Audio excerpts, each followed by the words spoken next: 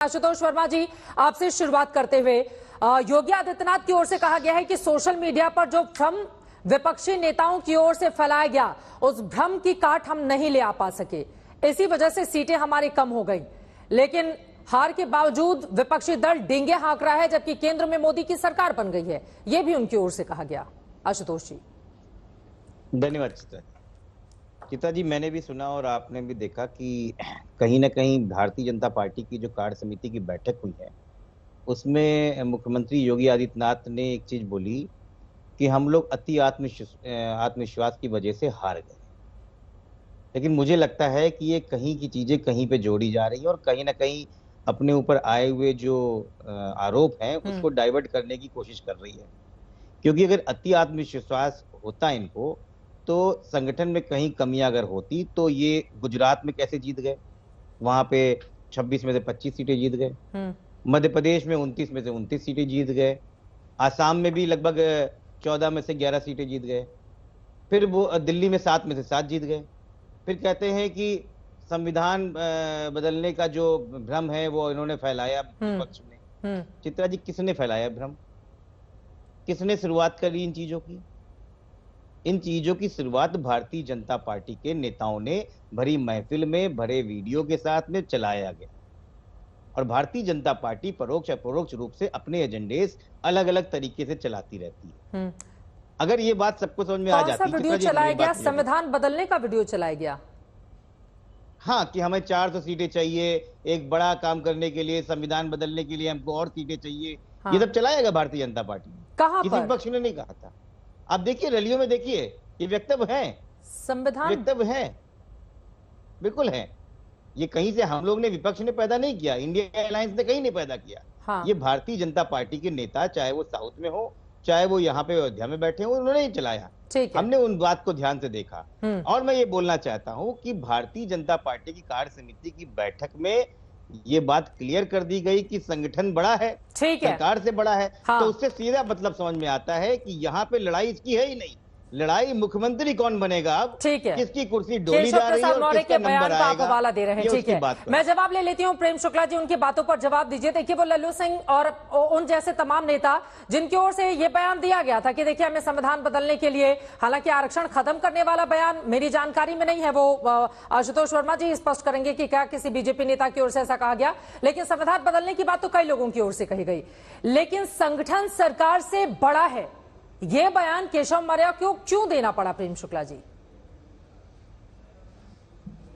Chitra ji, Bharatiya Janata party के सर्वोच्च नेता आदरणीय नरेंद्र मोदी जी ये बारंबार विविध कार्य समितियों में, पार्टी के विविध कार्यक्रमों में कहते आए हैं कि संगठन सबसे बड़ा है, व्यक्ति से बड़ा संगठन है। ये नरेंद्र मोदी जी के का भी जो है यही कथन है, आदरणीय अमित शाह जी का भी यही कथन है, आदरणीय जेपी नड्डा जी भी यही कहते हैं। भारतीय जनता पार्टी का एक एक जो है कार्यकर्ता इस तथ्य को और सत्य को हमेशा स्वीकारता है। तो भारतीय जनता पार्टी हमेशा से संगठन के अनुकूल काम करने वाला, सशक्त सांगठनिक ढांचे वाला दल है। इसमें किसी के मन में कोई आशंका ही नहीं है। तो संगठन सबसे बड़ा है। केशव प्रसाद मौर्य जी अगर उसी बात को दोहरा रहे हैं, आदरणीय योगी आदित्यनाथ जी हमेशा कहते हैं कि संगठन सबसे बड़ा है, यही बात भूपेंद्र चौधरी जी भी कहते हैं संगठन सबसे बड़ा है।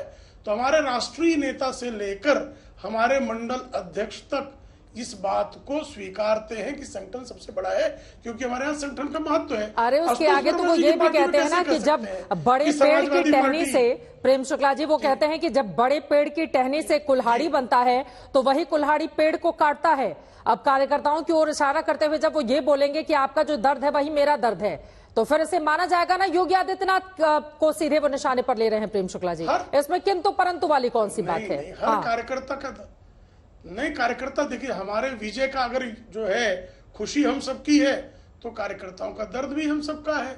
अब जब आप जो है हिंदुओं को जातियों में विभाजित करके जातिवाद के दंश से जो है भारतीय जनता पार्टी को हराने का षड्यंत्र रचा गया, ये तो सबके सामने है।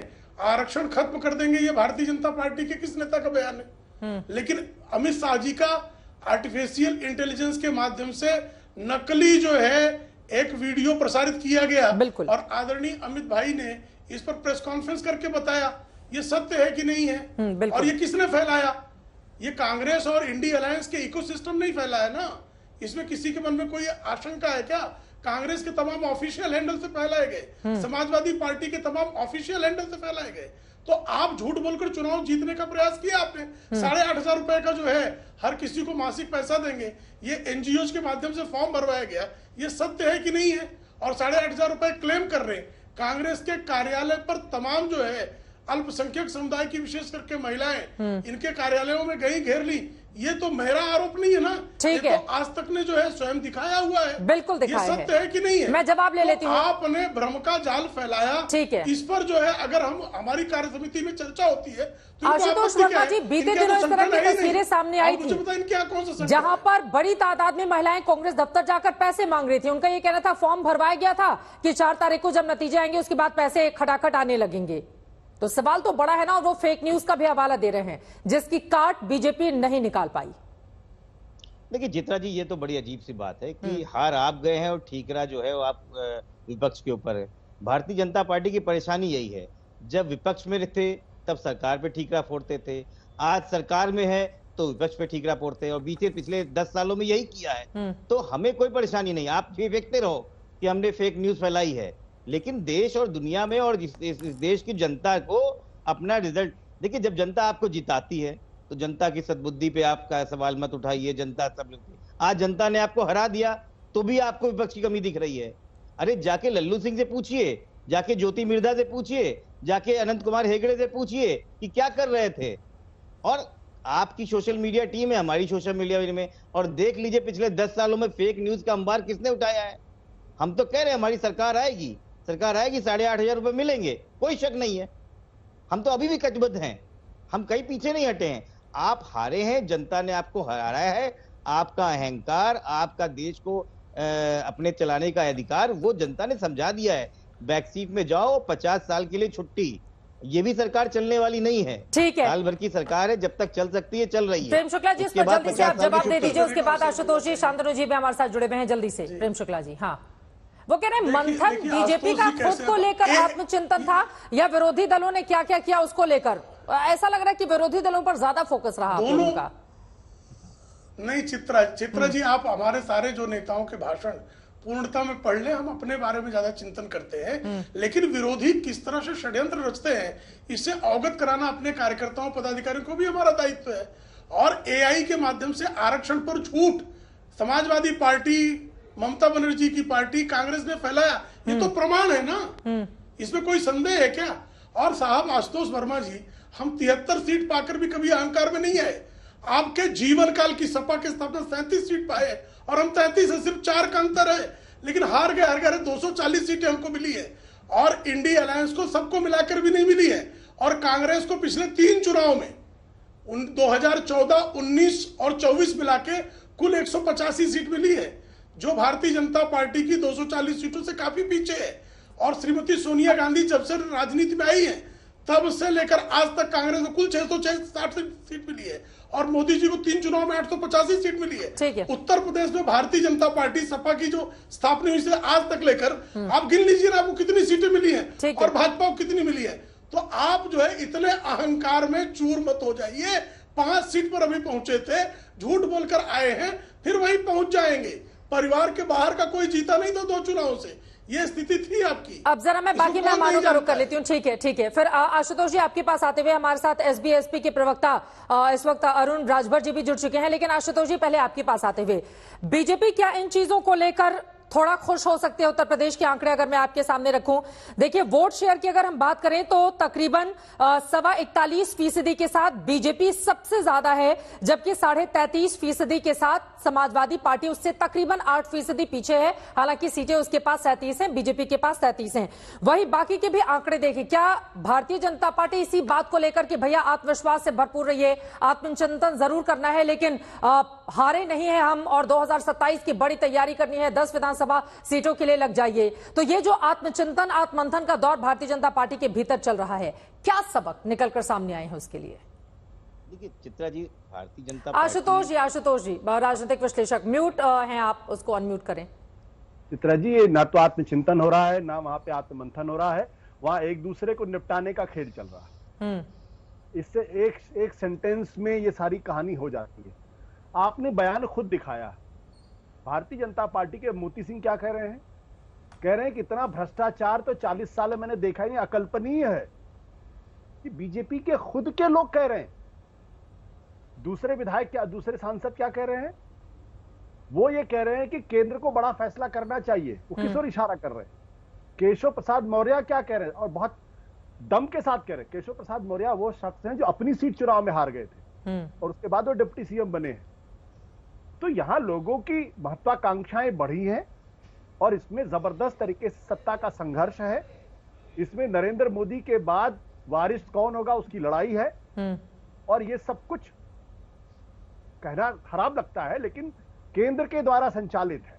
अन्यथा केशव प्रसाद मौर्य हो, इन सब लोगों की कोई वो स्थिति नहीं हो सकती कि वो अपने मुख्यमंत्री को इस तरीके से पब्लिकली इशारों में कमजोर करने की कोशिश करे या उनको। केंद्र ऐसा क्यों करेगा? नुकसान तो केंद्र को ही हुआ ना। उत्तर प्रदेश में कम सीटों का खामियाजा तो इन्हीं लोगों को भुगतना पड़ा। देखिए, यही राजनीति तो कांग्रेस के लोगों ने खेली पिछले जब सत्ता में थे। एक दूसरे को निपटाने का ही खेल तो खेल रहे थे सब लोग। कांग्रेस कहां पहुंच गई? तो राजनीति के अंदर जब आप सत्ता के शीर्ष पर पहुंचते हैं तो लोगों की महत्वाकांक्षाएं भी हिमालय की तरीके से बड़ी हो जाती है। हर आदमी प्रधानमंत्री बनना चाहता है, हर आदमी पार्टी का अध्यक्ष बनना चाहता है और प्रेम शुक्ला जी भी जो है वो पार्टी के मुख्य प्रवक्ता बनना चाहेंगे या कैबिनेट मिनिस्टर। इसमें कोई बुरी बात नहीं है। हर आदमी को एम्बिशियस होना ही चाहिए। लेकिन जब अपने एम्बिशन के लिए आप दूसरों को निपटाने का, आप देखिए पिछले उत्तर प्रदेश के अंदर क्या हुआ। AK शर्मा जी को क्यों वहां भेजा गया? उस वक्त क्यों ये खबर चल रही थी कि दरअसल योगी आदित्यनाथ को हटाने के लिए उनको भेजा गया है। लंबे समय तक वो खबर चली। अभी जब अरविंद केजरीवाल ने यह कहा कि चुनाव के बाद योगी आदित्यनाथ को हटा दिया जाएगा, तो आपने सुना किसी भारतीय जनता पार्टी के नेता ने उसका खंडन किया? अमित शाह ने जरूर इस बात का खंडन कर दिया कि प्रधानमंत्री मोदी ही 2029 तक रहेंगे, 2034 में रहेंगे। मैं उसका कोई उत्तराधिकारी नहीं हूं या वोट अमित शाह ने नहीं दिया। लेकिन इस बात का खंडन नहीं किया गया कि योगी आदित्यनाथ को हटाया जाएगा चुनाव के बाद या नहीं। ये अपने आप में इंडिकेट करता है कि बीजेपी के अंदर उसी तरीके का सत्ता संघर्ष चल रहा है जिस तरीके से कांग्रेस में कभी चलता था और ये सेल्फ डिस्ट्रक्टिव मोड में है। भारतीय जनता पार्टी को यहाँ यूपी के अंदर अपने लोगों ने हराया है। वहां समाजवादी पार्टी को दोष देने से, और अगर मान लीजिए समाजवादी पार्टी और कांग्रेस ने भ्रम फैला दिया तो ये तो बीजेपी के लिए और चिंता का विषय है। अब तो मतलब समाजवादी पार्टी ने इतनी मेहनत की है, आप कह रहे हैं कि नहीं वो बीजेपी की कमजोरी की वजह से हारी। उन लोगों ने मेहनत भी तो की आशुतोष जी, वो नजर नहीं आता है। हाँ, मैं ये कह रहा हूं कि अगर भारतीय जनता पार्टी के लोग ये कह रहे हैं कि समाजवादी पार्टी, कांग्रेस के लोग इतने मजबूत, इतने बेहतर हो गए हैं कि वो भ्रम फैला लें, षड्यंत्र कर लें और लोग उनकी बातों को मान लें, बिल्कुल मतलब ये कि आप फेल हुए ना। हाँ, बिल्कुल। आप विपक्ष की तारीफ कर रहे हैं। हाँ, अगर विपक्ष की तारीफ करें तो उनसे सीखिए, आप भी भ्रम फैलाइए, आप भी षड्यंत्र कराइए। शांतनु गुप्ता जी, ये बातें कड़वी लग सकती हैं, लेकिन आशुतोष जी जो बातें कह रहे हैं कि अंदरूनी गुटबाजी एक बड़ा कारण रही बीजेपी की हार में उत्तर प्रदेश को लेकर। अब इस बात को बीजेपी स्वीकार करे तो ठीक, नहीं स्वीकार करे फिर वो जाने। ये बात तो सच है। एक परसेप्शन ऐसा, हम लोग ही जब लोगों के बीच में गए थे, शांतनु गुप्ता जी, मैं हाथरस का उदाहरण दे रही हूं, जब मैं लोकसभा चुनाव को कवर करने गई थी, वहां पर भी लोग इसी तरह की बातें करते हुए नजर आ रहे थे जैसा कि आशुतोष जी कर रहे हैं, और वो बीजेपी के कार्यकर्ता थे। देखिए 2017 से जब से योगी आदित्यनाथ मुख्यमंत्री बने तो इकोसिस्टम, एक बहुत बड़ा इकोसिस्टम है जो योगी आदित्यनाथ के काम पे कुछ टिप्पणी नहीं कर पाया, है ना। उनको लगता था ये तो पुजारी व्यक्ति, ये क्या काम करेगा। जब देखा यार ये तो बहुत अच्छा प्रशासक है, तो ये थ्योरी बनाई जाने लगी। आपको 2019 का चुनाव आए, 2022 का चुनाव आए, योगी आदित्यनाथ को हटा देंगे, योगी आदित्यनाथ को हटा देंगे, ये चलती रही। और आशुतोष जी यूट्यूब पे काफी सक्रिय है। इस तरह की कॉन्स्पिरेसी थ्योरी यूट्यूब पे बिकती भी बहुत है, वहां पे व्यूज भी बहुत आते हैं। तो ये उस तरह का विश्लेषण मेरे ख्याल से बड़े चैनल पर नहीं होना चाहिए। देखिए योगी आदित्यनाथ जैसे नेता को कोई भाजपा पार्टी क्यों हटाएगी। और आशुतोष जी ने बयान में नहीं सुना, जेपी नड्डा जी ने इंटरव्यू में बिल्कुल साफ कहा, और जो चुनाव के दौरान, कि योगी आदित्यनाथ हमारे बहुत बड़े नेता है, कद्दावर नेता है, पूरे भारत में वो स्टार बचा रहे, हमको क्यों हटाएंगे, वो प्रश्न ही नहीं उठता है। पता नहीं इतने बड़े विश्लेषक हो गए, उन्होंने इतना बड़ा इंटरव्यू कैसे नहीं सुना। तो बिल्कुल उसका खंडन किया गया। देखिए मैं बताता हूँ, 2022 में जो योगी आदित्यनाथ की शपथ हुई वो कहां पे हुई? इकाना स्टेडियम में हुई। क्या वो योगी आदित्यनाथ ने अपने आप कर ली? मतलब पूरा संगठन चाहता है कि उनका कद बढ़े, और क्योंकि वो कद्दावर नेता है और उन्होंने इतना अच्छा एडमिनिस्ट्रेशन चलाया। देखिए सीखने जैसी बात ऐसी है, सीखने वाली बात होती है, और किसी भी राजनीतिक शास्त्र के विद्यार्थी के लिए, पार्टी के लिए, किस तरह से भारतीय जनता पार्टी तीसरी बार सरकार बनाने के बाद भी अपनी विश्लेषण कर रही है, अपनी समीक्षा कर रही है कि जहां हमारी कमी हो गई, हमारा वोट परसेंटेज मोटा मोटा वही रहा, लेकिन सीटें क्यों हारी। और उन्होंने कहा कि भाई आत्मविश्वास था। हमारे पास मोदी का ब्रांड है, हमारे पास योगी का ब्रांड है, हमारे पास राम मंदिर है, हमारे पास काशी है, तो लगा शायद हम उतनी ताकत नहीं लगा पाए। जो भ्रम फैलाया गया, जो झूठे वीडियो अमित शाह जी के फैलाए गए, हम उसका काउंटर नहीं कर पाए, तो उसकी समीक्षा कर रहे हैं वो। और देखिए योगी आदित्यनाथ ने जो पूरा जो आप भाषण सुना, वो वापस अपने मेन कोर मुद्दे पे आ गए। कोर मुद्दा क्या है उनका? Law and order. कोर मुद्दा क्या है उनका? उन्होंने घर दिए, उन्होंने राशन दिया। वो अखिलेश यादव की जाति की राजनीति है। अरे बुलडोजर चल रहा है हर जगह, ये कह रहे हैं संजय निषाद। वो कह रहे हैं सरकार की ओर से लगातार जो बुलडोजर चलाए जा रहे हैं उसका भी खामियाजा भुगता गया। बाकी मुझे लग रहा है वो बयान सुना दें, उसके बाद आप ही से शांतनु जी मैं जवाब लूंगी, उसके बाद एसबीएसपी के प्रवक्ता के पास आऊंगी। दो बड़े नेताओं के बयान सुन लेते हैं। उत्तर प्रदेश में भारतीय जनता पार्टी की स्थिति को लेकर किस तरह से निशाना साधा जा रहा है, उसके बाद चर्चा में आगे बढ़ेंगे।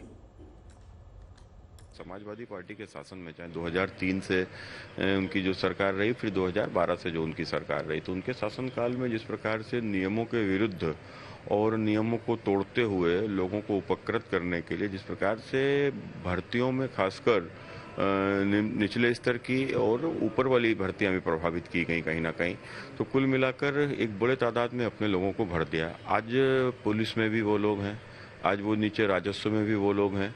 वो जानबूझकर कहीं ना कहीं इस प्रकार से कि सरकार की छवि खराब हो और भारतीय जनता पार्टी के कार्यकर्ता का उत्साह ढीला हो और उसका उत्पीड़न करते हैं। ये तो है ही, संगठन से शक्ति होती है, सत्ता संगठन के शक्ति से बनती है, जनता के समर्थन से बनती है, जनता का समर्थन कार्यकर्ता तय करता है। आपको लगता है कि प्रशासन की वजह से चुनाव में नुकसान हुआ इस बार? कहीं कहीं है ऐसा, इग्नोर नहीं किया जा सकता है कि प्रशासन में कुछ न कुछ। मैं तो बार बार हमेशा कहता हूँ कि ढेर सारे अधिकारी ऐसे हैं कि अंदर से हाथी साइकिल पंजा है, ऊपर से कमल ओढ़कर कुर्सी बैठे हैं, जब उनको मौका मिलता है तो डसने का। अब इस समय बुजुर्गों का घर गिराएंगे, बुलडोजर लगाएंगे, 90 साल से बैठा हुआ आदमी, वो गंवार आदमी है, गरीब आदमी है, उसके लिए सरकार हम लोग है ना, तो कानून का सहारा लेकर उसको बुलडोजर लगाएंगे। कुछ न कुछ ऐसे, मैंने बहुत पहले हमेशा कहता रहा हूँ कि अंदर से हाथी साइकिल पंजा वाले, ऊपर से कमल बन जाते हैं और मौका पाने को डसने लगते हैं। क्योंकि रहीम नगर, पंतनगर, लखनऊ का जो इलाका है वहाँ पर कभी भी बुलडोजर चल सकता है। देश में जो कुछ अधिकारी ऐसे हैं जिन्होंने सम्मान नहीं किया, उनको धन्यवाद दूंगा। मौका मिलने के बाद उनको सजा भी देते हैं, उन्हें हटाते भी हैं, क्योंकि नकारात्मक विचार आदमी को नुकसान पहुंचाता है। तो हमारे कार्यकर्ताओं में नकारात्मक सोच न पैदा हो, इसलिए हमेशा मंत्री ने कहा नहीं, कुछ जगहों पर ऐसा है कि जहाँ अधिकारी कार्यकर्ताओं के बीच का सामंजस्य नहीं है, अधिकारी उसको सम्मान नहीं देता है, तो उसको भी वो भी है। हर जगह अलग अलग तरीके का। क्या निषाद पार्टी को भी इसका नुकसान हुआ यूपी में? अब हम साथ में हैं तो संगत, लेकिन नुकसान हुआ तो जवाब भी लेकिन ऐसा है कि देखो भाई, मित्र वही है, पार्टनर वही है जो घाटे में भी साथ रहे, फायदे में भी साथ रहे। मतलब घाटा हुआ आपको इस चीज से? निश्चित रूप से सीट का घाटा ही है।